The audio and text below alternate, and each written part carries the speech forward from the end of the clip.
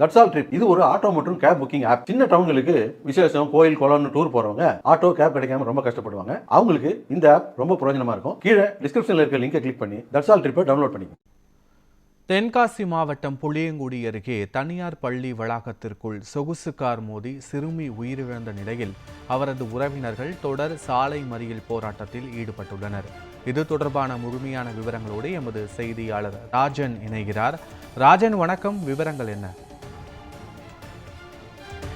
அதாவது பத்மநாதன், தென்காசி அருகே தனியார் பள்ளி வளாகத்துக்குள் சொகுசு கார் ஒன்று நேற்று மாலை எதிர்பாராத விதமாக தனியார் பள்ளி வளாகத்துக்குள் புகுந்ததால் அங்கு நின்று கொண்டிருந்த சிறுமி மீது மோதி சம்பவ இடத்திலே சிறுமி உயிரிழந்த சம்பவம் தொடர்பாக அவர்களது உறவினர்கள் தற்போது சாலை மறியல் போராட்டம் என்பது நடந்து வருகிறது. கிட்டத்தட்ட நேற்று மாலை தொடங்கிய இந்த போராட்டமானது சுமார் 14 மணி நேரத்துக்கு மேலாக அந்த போராட்டம் என்பது நடந்து வருகிறது. தென்காசி மாவட்டம் புளியங்குடி அருகே உள்ள நெல்கட்டும் சேவல் பகுதியைச் சேர்ந்த மாரிசாமி வேல்மயில் தம்பதியினர் 4 வயது குழந்தையான யாழினி ஸ்ரீ என்ற சிறுமி புளியங்குடி சிந்தாமணி பகுதியில் செயல்பட்டு வரும் தனியார் மெட்ரிகுலேஷன் பள்ளியில் பயின்று வருகிறார். இவர் நேற்று மாலை அந்த பள்ளி வளாகத்துக்குள் நின்று கொண்டு விளையாடி கொண்டு இருந்த போது எதிர்பாராத விதமாக சொகுசு கார் ஒன்று அந்த பள்ளி வளாகத்துக்குள் கட்டுப்பாட்டை இழந்து அந்த பள்ளி வளாகத்துக்குள் புகுந்துள்ளது.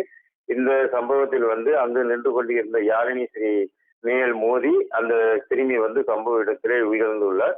இது தொடர்பாக புளியங்குடி போலீசார் வழக்கு பதிவு செய்து விசாரணை நடத்தி வரக்கூடிய நிலையில் அந்த சொகுசு கார் ஓட்டி வந்தவர்கள் யார், அவர்கள் எந்த மாதிரியான நிலையில் அவர்கள் அந்த காரை ஓட்டி வந்தார்கள், குடி போதையில் ஓட்டி வந்தார்களா, இல்லைன்னா ஓட்டுநர் உரிமம் இல்லாமல் திருட்டுத்தனமாக ஓட்டி இந்த மாதிரியான விபத்து ஏற்பட்டதா என்பது தெரிய வர வேண்டும். மேலும் இந்த குற்றவாளிகளை உடனடியாக கைது செய்ய வேண்டும் என்று நேற்று மாலை தொடங்கிய இந்த போராட்டமானது இந்த திருமங்கலம் கொல்லம் தேசிய நெடுஞ்சாலையில் கிட்டத்தட்ட ஒரு 14 மணி நேரத்துக்கு மேலாக அந்த அவர்கள் இந்த குழந்தையின் உறவினர்கள் தற்போது வரை சாலை மறியல் போராட்டம் என்பது நடந்து வருகிறது.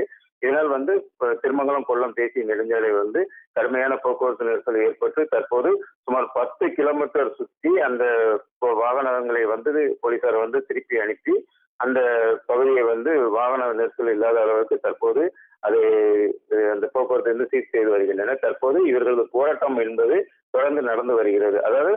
முறையான அதிகாரிகள் அந்த பகுதியில் பேச்சுவார்த்தை நடத்த முடியாத ஒரு சூழல் தான் தற்போது வரை இந்த போராட்டம் என்பது நடந்து வருகிறது. மேலும் அந்த பகுதியில் சிசிடிவி கேமராக்கள் எதுவும் இல்லாததாலும் இந்த குற்றவாளிகளை கண்டுபிடிக்கிறதுக்கு சிரமம் ஏற்படுவதாக காவல்துறையின் தரப்பில் தெரிவிக்கப்பட்டுள்ளது. மேலும் குற்றவாளிகளை கைது செய்ய வேண்டும். அந்த கைது செய்தால் மட்டுமே நாங்கள் போராட்டத்தை கைவிடப்படுவோம் என்று தொடர்ந்து அந்த உறவினர்கள் சாலை மறியல் போராட்டம் என்பது நடந்து வருகிறது. மேலும் இது தொடர்பாக போலீசார் ஒரு 7 பேரை பிடித்து தற்போது விசாரணை நடத்தி வருகின்றனர்.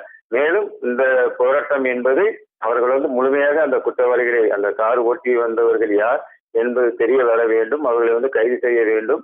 பின்புதான் இந்த போராட்டம் என்பது கைவிடப்படும் என்று அவர்கள் உறவினர்கள் இரவு பகலாக தற்போது 14 மணி நேரத்துக்கு மேலாக இந்த குழந்தையின் இறப்புக்கு நியாயம் கேட்டு தற்போது வரை அந்த போராட்டம் என்பது நடந்து வருகிறது. இதனால் திருமங்கலம் கொல்லம் தேசிய நெடுஞ்சாலையில் வரக்கூடிய வாகனங்களை அனைத்துமே 10 கிலோமீட்டர் சுற்றி அந்த வாகனங்களை போலீசார் திருப்பி அனுப்புகின்றனர்.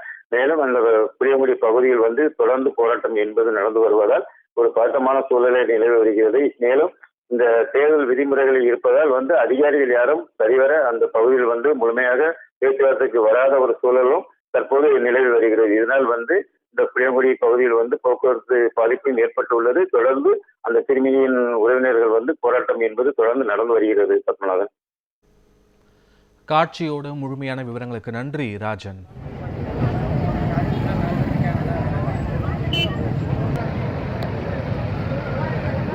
Thank you.